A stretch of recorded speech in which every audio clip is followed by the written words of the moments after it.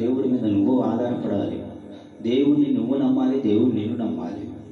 అంతేగాని దేవుడి దగ్గరకు వచ్చేసి దేవా నాకు అన్నీ తెలుసు అంటే, నీ జ్ఞానం ఏందో నాకు తెలుసురా బాబు, నీ బుద్ధి ఏందో నాకు తెలుసు, నీ తెలివి ఏందో నాకు తెలుసు, నీ ఆలోచన ఏందో నాకు తెలుసు, నువ్వు ఎంత మంచోడు ఎంత చెడ్డోడువో కూడా తెలుసు.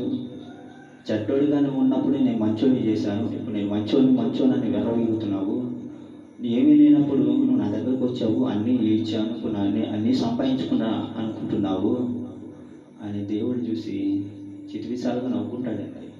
ఎందుకో తెలుసా? నీకు తెలియని విషయాలన్నీ దేవుడికి తెలుసు. నువ్వు గ్రహించకముందే, తెలుసుకోకముందే, ఆలోచించకముందే దేవుడికి అన్నీ ఆలోచించేసి నీకోసం అన్నీ సిద్ధపరిచి నీ దగ్గరికి తీసుకొచ్చారు. ఇప్పుడు నువ్వేంటి ఎగుడుతున్నావు, గంతులు వేస్తున్నావు, పరిగెడుతున్నావు, దూరంగా పారిపోతున్నావు.